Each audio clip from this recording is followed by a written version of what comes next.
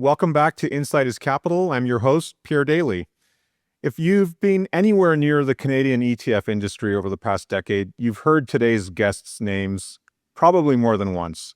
Between them, they've helped define how ETFs are marketed, explained, and distributed in Canada. First, Tammy Cash, an award-winning chartered marketer, now Director of Distribution Strategy at BMO ETFs.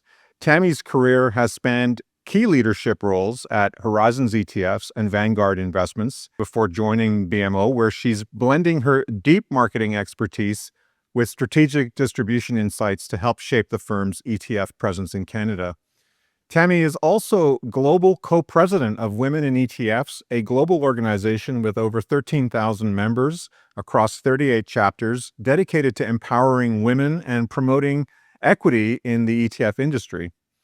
And then there's Alain Desbiens, who just returned last week officially as BMO ETF's newly appointed vice chair, returning after a brief sabbatical. Alain spent 15 years as the original senior ETF wholesaler and vice president of sales at BMO ETFs, building relationships, educating advisors, and making complex investment ideas feel straightforward. He's back to help steer BMO's ETF and Canadian depository receipts strategy into its next chapter. Today, we're going to go back to their early days, explore what they've learned along the way, and hear their visions for the future of investing and the future of ETFs. And maybe learn a little more about who they are beyond the resumes.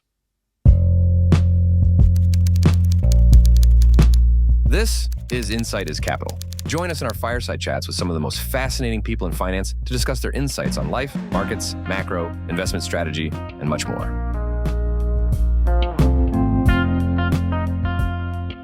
Alain, Tammy, welcome. It is so great to have you on the show and to get this chance to talk to you. Thank you for inviting us. It's a pleasure.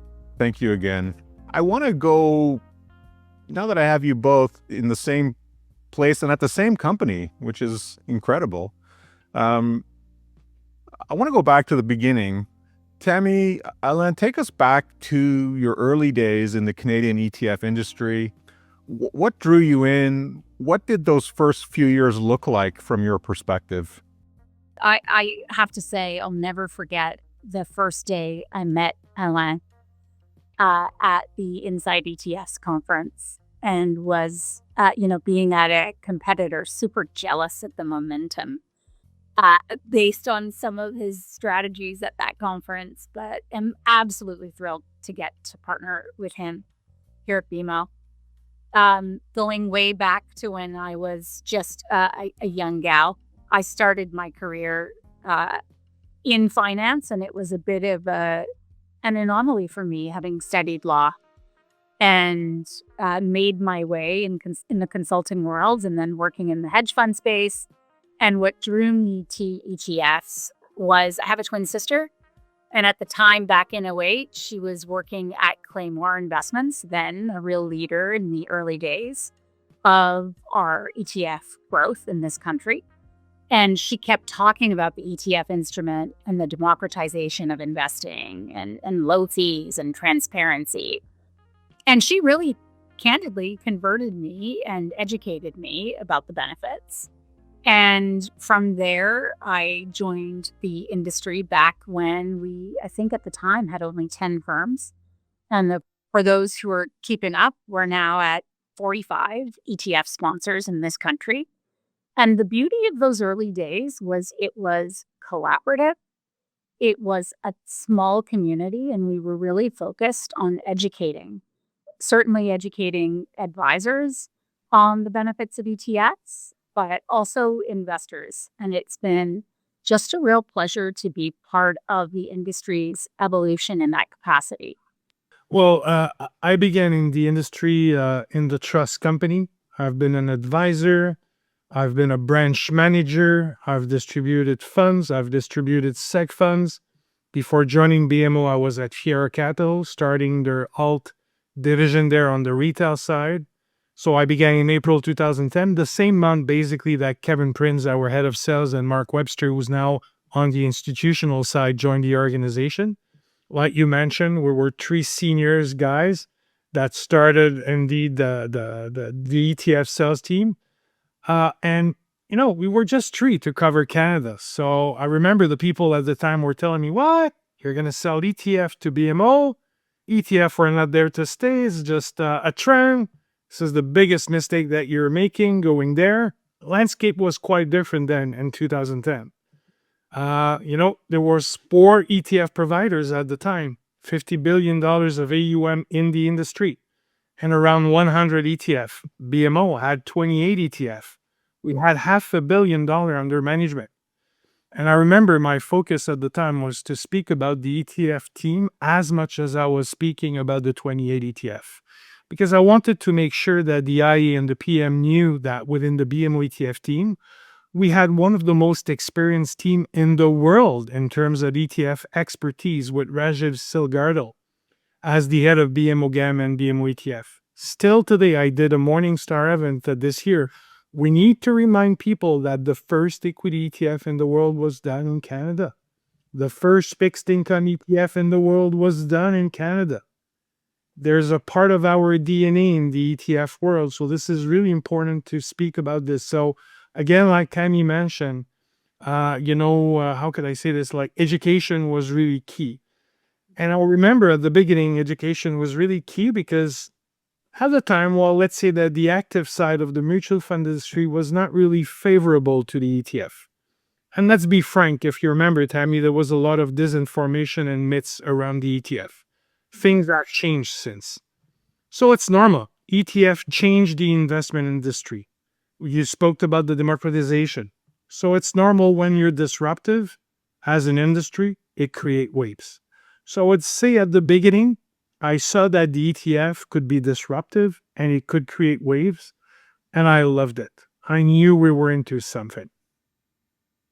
Absolutely. I mean, I keenly remember the apprehension that, to your point, Alain, that arose at the beginning of the ETF era that we're now very, very squarely in. Disruption always has this way of making those kinds of waves. And so, people are initially full of consternation and, are you kidding me? And just to repeat your own word, what? And it's funny So- because at the time when I joined, there was 4 ETF providers, Yeah. but there was 120 mutual fund companies. And today, there's 45 ETF providers, and there's still 120 something mutual fund companies. And there's 2 times more and a half funds that there is ETF. So I would say that we're in the disruptive industry that had a growth rate that has been extraordinary. So I loved all those 14 years in the industry, and I'm glad to be back. Yeah. I think the last decade in terms of the CAGR growth for the industry, for the ETF space, has been 21%. And definitely that momentum continues. When I started, I think ETF represented like 5% of the fund industry. Now we're representing a quarter of the fund industry. So it's still growing. Funds also is growing. It's a more mature industry. And both of them can, cohabit. They can be combined in portfolio allocation. It's just that Absolutely. we're a growing industry that is growing really fast. And many of the mutual fund companies have entered the ETF space, and because of the competitive pressures, the fees on mutual funds have come down in order to be more competitive. There are some clients that will still use F-class mutual funds, and there's clients who will still only use ETF. I think what BMO did change is to offer a lot of our strategy on both platforms. Right. So it's not one or the other, it's one with the other. Yeah, Right, so- well said, Alain. It's about them being complementary instruments in the construction of a balanced portfolio. And we're seeing more and more of that these days. Right. So that's a great picture of where it all started. I want to stay in that era for a moment. Those early days weren't just about building careers. They were really about building an industry. What did you learn in the process? Resilience, for one. Yeah. You do learn. In my experience, it was an opportunity for me in entering the ETF space to not only bring, I haven't been keeping track of the products to market, but a real legacy of about 70 or 80 funds, many of them, most of them, very enduring. And not only in Canada, but in the US and Latin America as well. But specific to the Canadian market, the partnership with advisors and with, Alain said it, it is a real commitment to education and to thinking about where these products serve the needs of clients at the end of the day, and looking at it from the perspective of clients first and the problems that many of these instruments can solve on behalf of advisors' clients. And when I think about the lessons learned, it really is about that education and the intersection of education and partnership today. And I might approach it a bit differently than Alain does, being in the field. But a lot of it is listening to advisors as well and adapting, and whether that means directly with product strategy and hearing ideas from the field, but also in really being laser focused on the kind of partnership requirements that they have as they move forward. We know with the evolution of the industry that people are consuming information differently. Advisors are people, just like their clients, investors. We need to evolve as the industry evolves along with it. But at its core, it still comes down to making sure that we provide clarity, congruency, and real education to advisors and investors. It's funny because if one thing that I've learned in the past 14 years is it's an advantage to be Canadian. Being a Canadian provider and have a PM team based in Canada was and is still an asset for advisors and Canadian investors and for education. I was mentioning it before. The first ETF in the world was done in Canada, so we need to be proud of this. And we can change the marketplace because we have the knowledge for that. Also, what I've learned around, with the past 14 years is having a robust toolbox. And I remember I gave an interview to advisor analyst in Montreal, and you were asking me about this, and I was saying how important it was as a provider to have a huge toolbox. And I think we're really proud about the BMO ETF dashboard and numerous ETF tools, because this is so key to help advisors and investors. IDs, podcasts like you do, strategies and insight, ETF centers, ETF tool. We do have our 2-minute updates. We've got institutional and retail insight, all at the same place, and in the dashboard.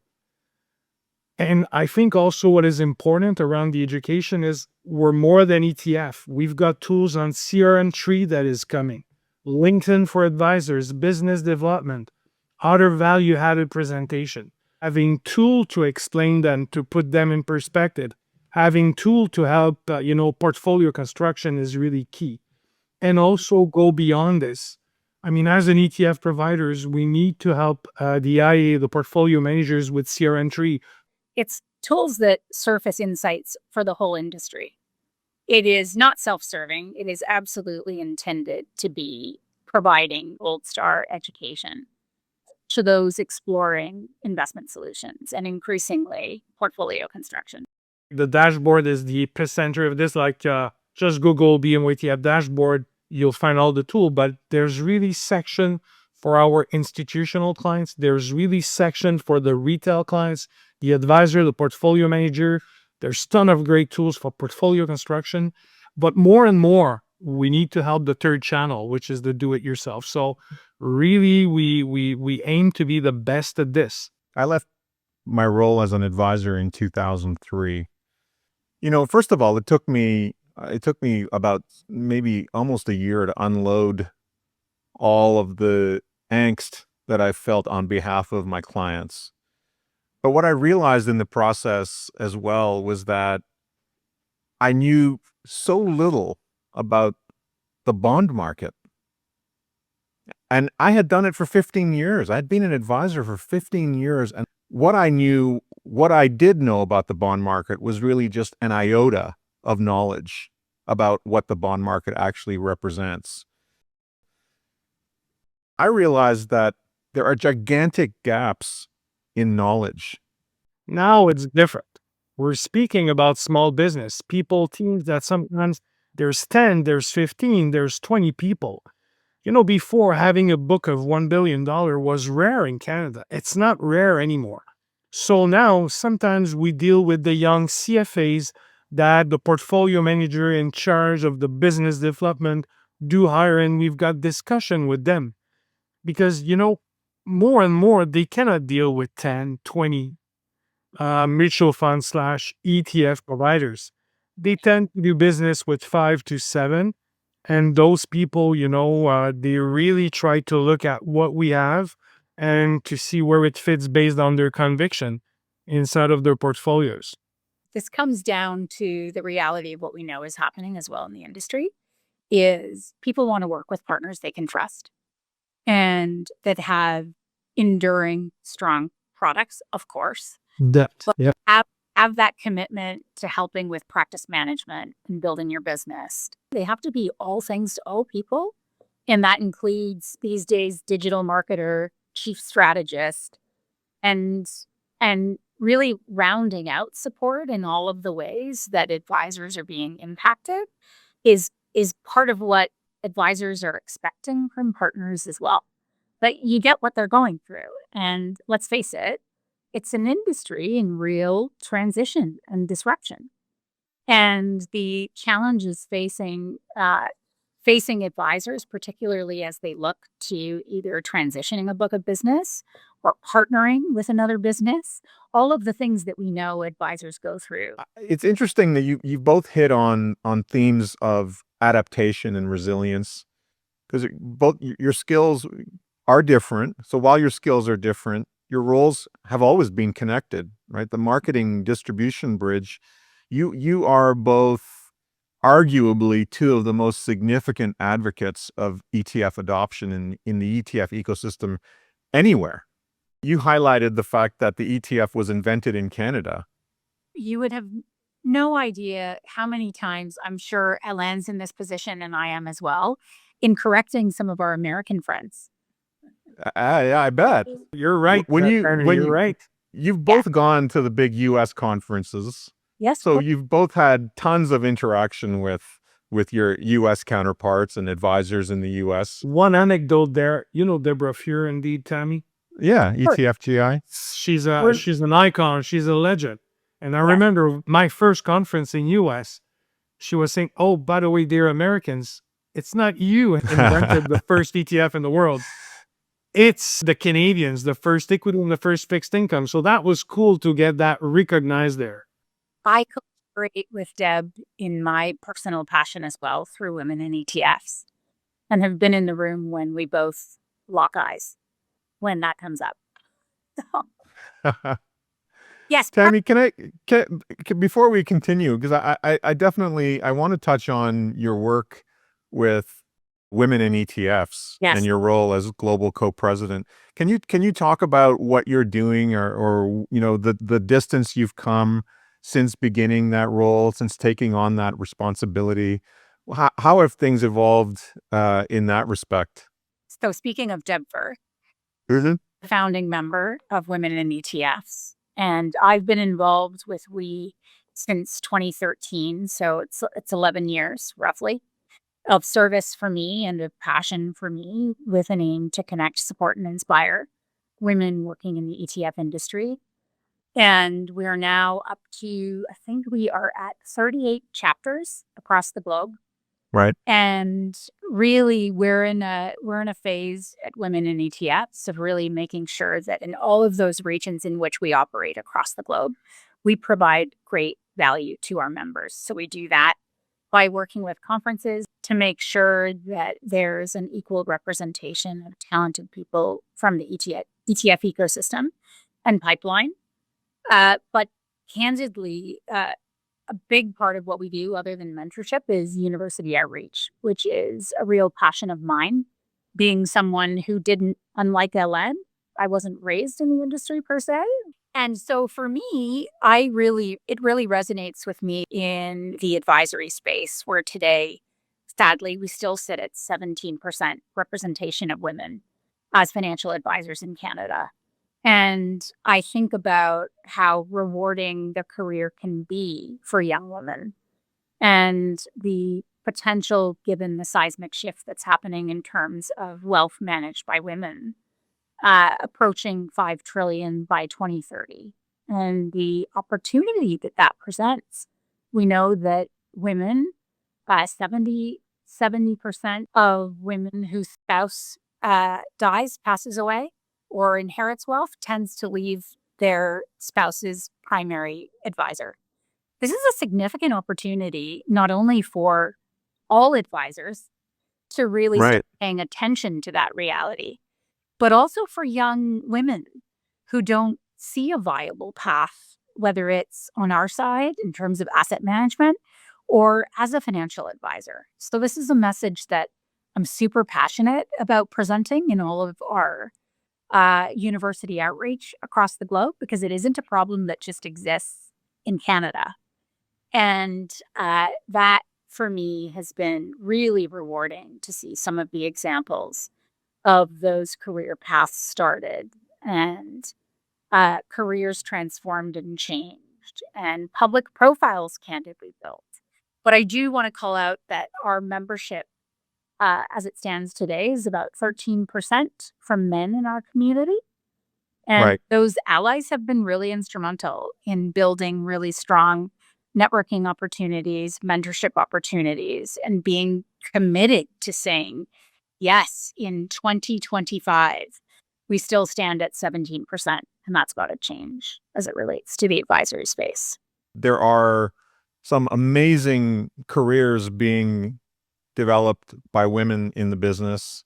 Just recently, last week, we were talking with Rick Edelman. Rick's words were, God bless them for deciding to come into the field, because Yeah. women are incredible financial advisors. And one thing to mention that we do is think beyond commerce programs. I remember working in the early days at a hedge fund and discovering that a lot of our PMs studied philosophy, they studied history, they studied other subject matter before getting into the business. Right. And that rich cognitive diversity matters. And there's a place certainly for those, in the next generation who find an ideal path to commerce programs.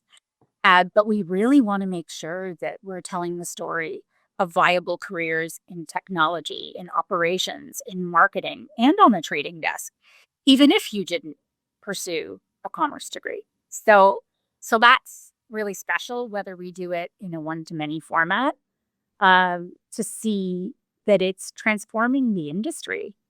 It's Right. definitely, when I think of legacy, it's all about that. As much as I think it's really exciting to see that products that we bring to market can change investing outcomes for Canadians, and that's incredible. Seeing the shift of someone who just didn't even know that this career existed. And I've attended Women in Wealth conferences with many advisors who say, the women in the room who say, it's actually a great gig as a mom too, because it's quite flexible and it provides lots of rich experience in ways I couldn't have imagined. So getting that message to people who don't even, who can't even fathom that it's a possibility is a real treat. We should go in psychology department. Yes. The people that I found the most fascinating in the business comes from that background. And honestly, when you speak with portfolio managers, advisors, this is such a key part of what they do. So you're right. We should think outside the box. And Pierre, I think we just heard passion right now when she spoke about her involvement in Women of ETF and how important it is to make a difference. This is kind of cool, in your life to be able to make a difference. So I think when we heard you, this is what we felt. Well, I love it. And if I may, because we're speaking about the advisor, female advisor, male advisor, in US, there's already studies that are telling that we're missing 100,000 advisors in US.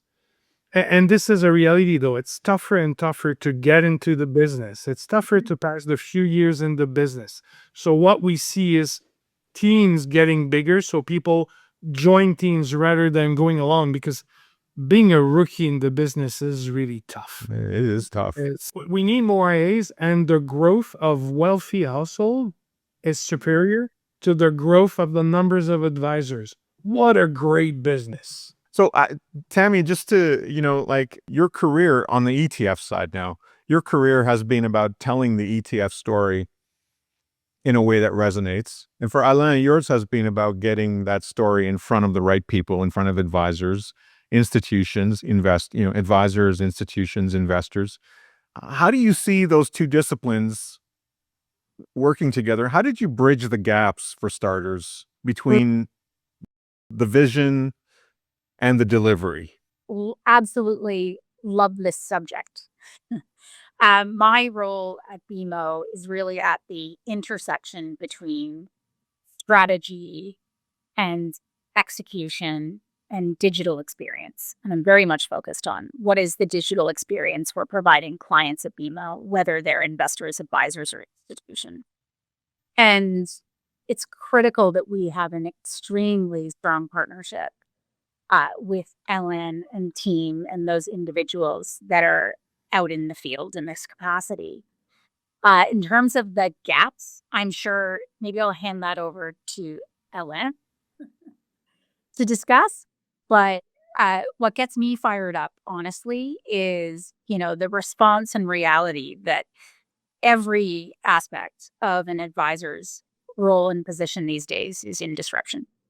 And increasingly, technology is playing a critical role in the ability to access content effectively, efficiently, in the ability to be able to work with their clients in a way that is seamless and provides a positive experience and underscores their value proposition. And that's changing as well. What value are they adding?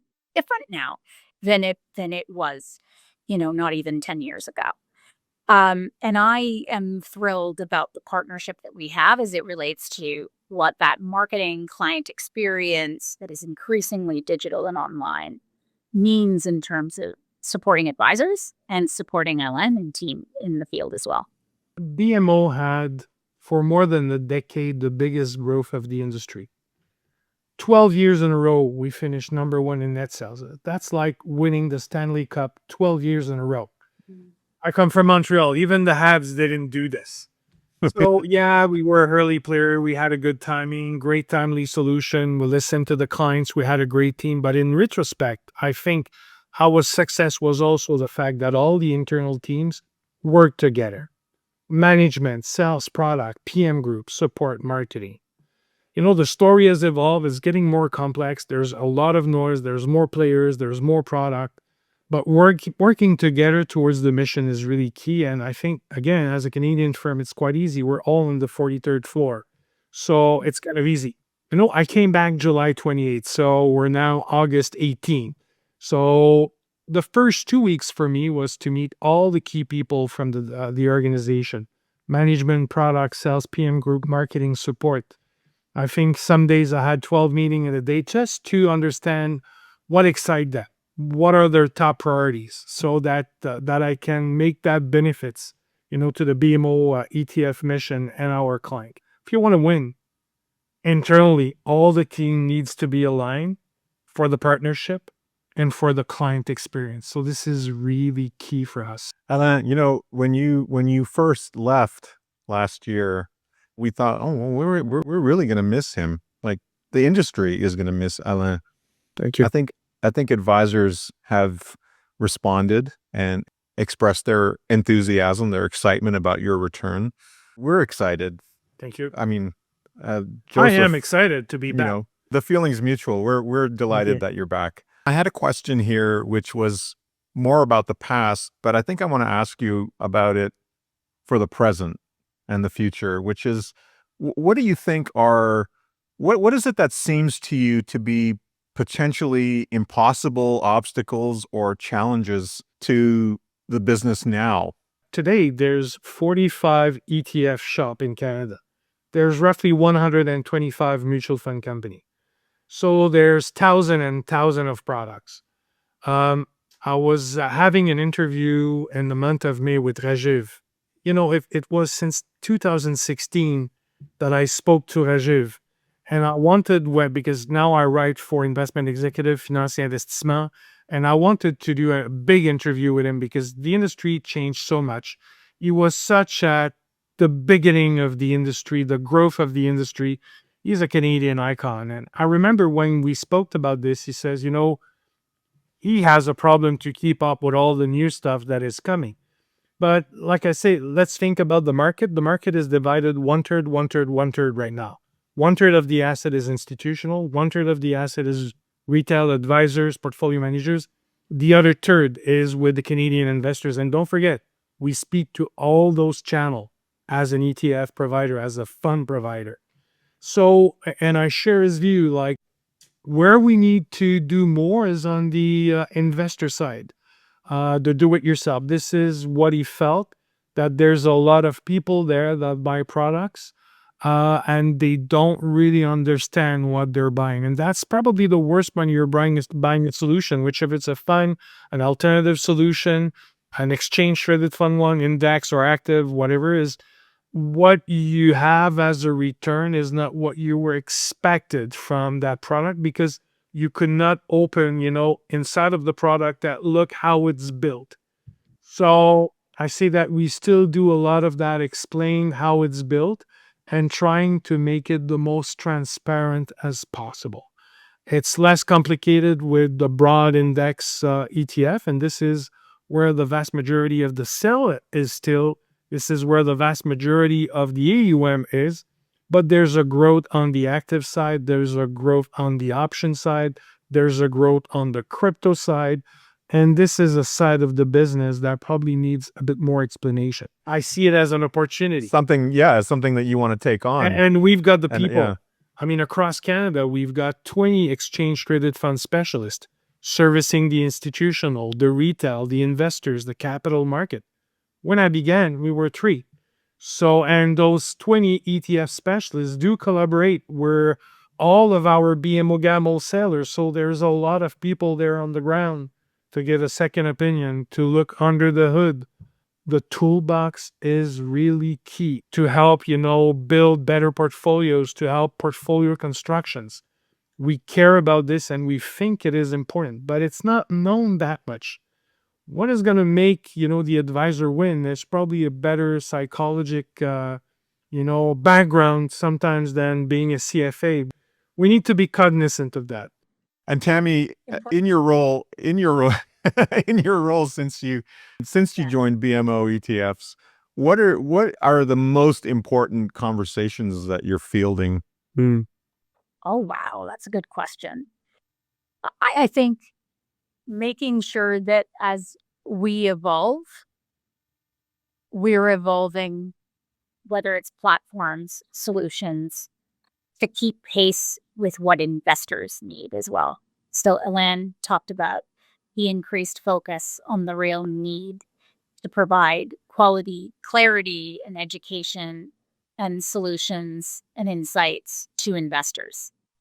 And when I think about the responsibility that we have, increasingly, a lot of the conversations that I'm having today are around investor outcomes and making sure that we're doing everything that we can do to be a part of that conversation. So we've got a team stood up where we publish content and make it available to really make sure that whether it's influencers who are gatekeepers to, increasingly sizable communities, partnerships with some of those communities are critical to make sure that the information that is objective and clear and accurate gets out there and distributed appropriately. So we're blessed in that we've got great partners at BMO Investor Line, where many of our clients actually execute on from a direct standpoint.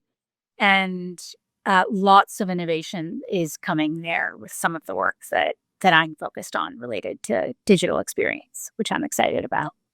I bet. Yeah. I bet. I mean, it's just expanding at such an enormous rate. The overarching goal of investors is to retire comfortably and on time. And it's not hard to understand that sometimes investors are thinking, I want to get there sooner, or that advisors are being challenged by their clients to get them there sooner, or they're hearing about all the speculative exploits in the market that are making some investors rich, wealthy very quickly. So it's difficult for investors because they go to cocktail parties, they talk to their neighbors. Oh, I own Nvidia. I've been investing in Bitcoin since 10 years ago. Wow. Where were you when, the advisor, that is, like these are some of the things that advisors have to field, right? Which is that their clients are having conversations with all sorts of friends and neighbors about these wins. And they're wondering sometimes, why their prudent advisor hasn't approached them about some of these areas that made them successful investors, at least for the time being. So anyways, back to our core conversation. Um, I like back to our, But it's yeah, it's all legitimate discussion, Yeah. and we know Yeah. that from time to time there's waves of interest in more speculative asset, and this is where I think the advisors gave advice and explained that he does risk management, that he wants to maintain them rich. that's right. This is really important. come back to this is the value of advice in men. Right. And I would, as much as yes, That's a big part of your agenda. yes, and as much as advisors are likely hearing some of those anecdotes and stories, there are equal amounts, if not more, who realize, oh, I need support and guidance here. I've made a decision based on what might be a sleeve of my investment portfolio, and either it turned out to be not so great, and now I'm more inclined to admit, yes, It's the funny value because of advice is important. But it's funny because we're speaking about the speculative end of the market, but in the same time, the Canadian market is home of roughly $7.7 trillion of investable assets. And in this, there's basically $2 trillion in bank account and quasi cash. So, I mean, there's enough excitement in the market for those people to make a better return without having to go to the leverage. I think this is for the sophisticated investors, and you're a major, you're vaccinated, good for you. But I think the vast majority of advisors are trying to bring the people on board so that they have money up to 90 years old, 95 years old. They want to maintain and grow the wealth of their clients. So there's enough excitement in the markets, and there's enough clients to bring on the side of a proper diversification rather than being in cash or GICs. There was billions and billions of dollars in the past few years that went into GIC. Remember when rates went up? A lot of those GICs now are maturing. So we need to have a good conversation about just a plain balanced diversified portfolio.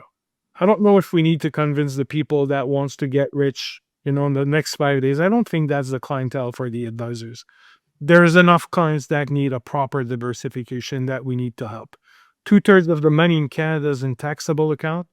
There's great solution with the cover call with tax efficient fixed income to have a deeper conversation with client. And for this, we're there to help. What do you see as the biggest challenges you're ready to tackle in the period ahead? It's more about opportunity, and Right. it's about the opportunity to make sure that we are adapting with investor needs and with the toolbox that we've created, and that we make sure people are aware it exists. You can have the best educational materials out there, but we really need to connect those seeking it with the information that is there. When I think about the evolution of the way investors, advisors, and institutions are looking for support from firms like BMO, adaptation and evolution with strategy, technology, and distribution at its core are those areas that I think get me excited, where I hope to be placed in my career as I move forward.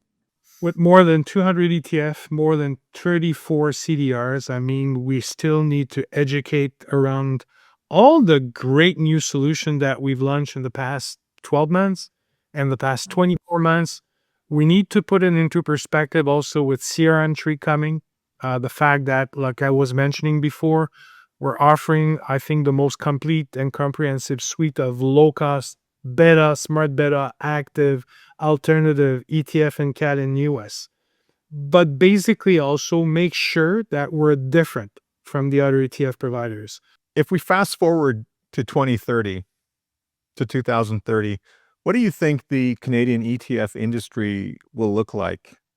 And where do you see yourself, or where do you want to be in shaping that future? The first article I wrote when I joined, as a columnist, investment executive finance investissement, Yep. I wanted to make a bang. So I said, hey, I'm going to speak to you about the next $1 trillion industry. And I was feeling a bit cocky saying, that 2030 should be, maybe the potential date for this. And funny enough, I think in April and May, I saw the PwC 2025 report saying that we could see that in Canada in June Right. 2029. So even faster than I had predicted. But a couple of key trends I think that we're going to see in the years to come. Innovation is attracting investors, but brings more complexity. Competition will still eat up. I mean, we've never seen so much competition, so much noise because there's a lot of new product. I still think that the future of ETF does include liquid alternative. I'm thinking, our quantum with Lulin, the long short that we have. This is really important. More and more portfolios evolve and including a 10% of alternative. Bip and Ray, our strategist, speaks often about gold, about infrastructure, Right. about our long short. I still think education is going to be key in 2030 because that doesn't change. We're still going to be, to explain, to educate, to service the client. We cannot be replaced by AI. I don't think so. I think a lot of those claims about AI replacing a lot of jobs, that may be so in some quarters. People need to see people. They need That's to have right. real interaction. So it can be seen as a tool, but I don't think it's going to replace us. It's not going to replace the advisors. Maybe some segment of it. But again, the Exactly. growth of the affluent household is outpacing the growth of the numbers of advisors. There's so much people that need advice in Canada. So let's look for the people that need it the most. And if some people wants to burn themselves, as a do-it-yourself investors, well, unfortunately, at one point, they'll learn it. But there's so much things to learn, and I don't think in 2030 that's going to change. We're going to be all more wealthy, and I think more and more advisors are going to become a rarity.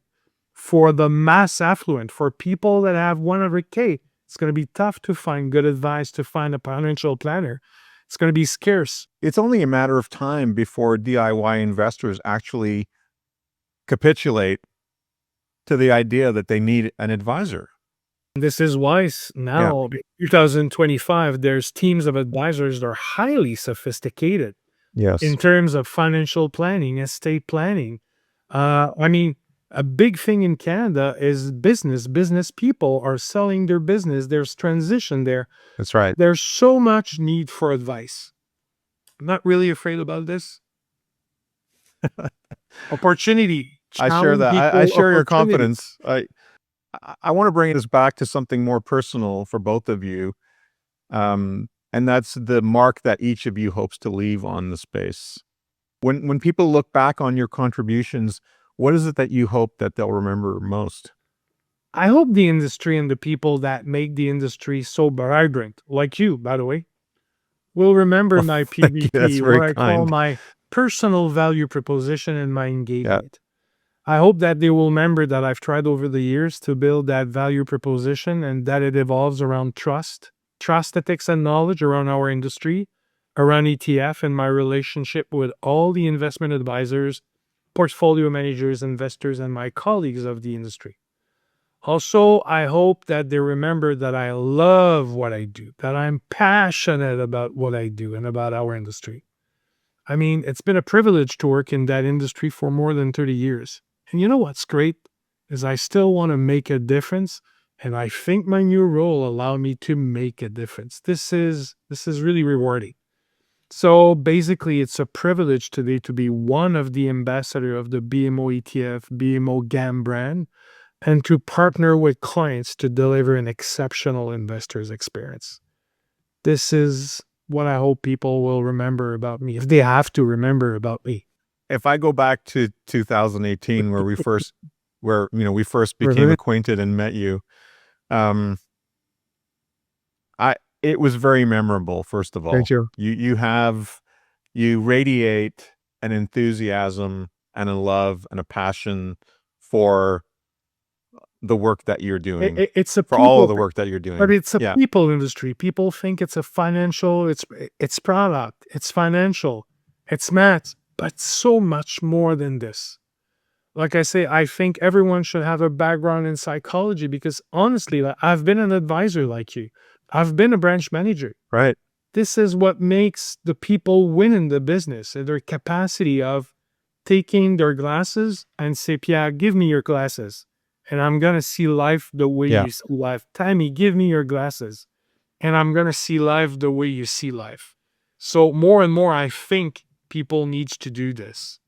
I was hearing Tammy speaks with so much passion about, women of ETF, Yeah. what she did in her life. I remember when I've met you and Joseph, and I thought, wow, those guys are super professional. What's important is to be on your X. What is important is to make a difference. And wow, are Yes. we lucky we can Yeah. make a difference. So Well, I think we all share that. I think we all share that passion, that idea that we can do, we can help, we can do something for the people that we serve, and we can really make a difference. And we start every day thinking, what would we like to know today? What would we like to receive today? What intelligence would we like to learn? What would we like to pick working up with on? brain minds and people, this is so rewarding. This is Yeah. this is probably what missed me the most in the past 15 months.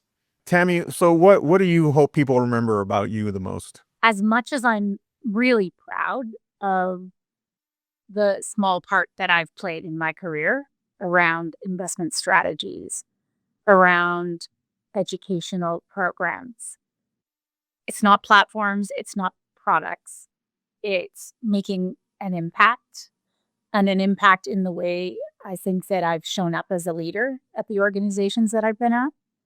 And to me, I'm rooted to being laser focused on people. And that translates into what I do, whether it's with we or in my work at BMO or in my career since candidly I started. It's all about a curiosity for how to better serve the people.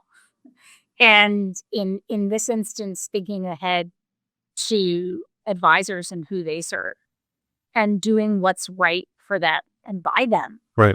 and ensuring that I operate with integrity. So I think purpose and impact for me are the two things that come to mind.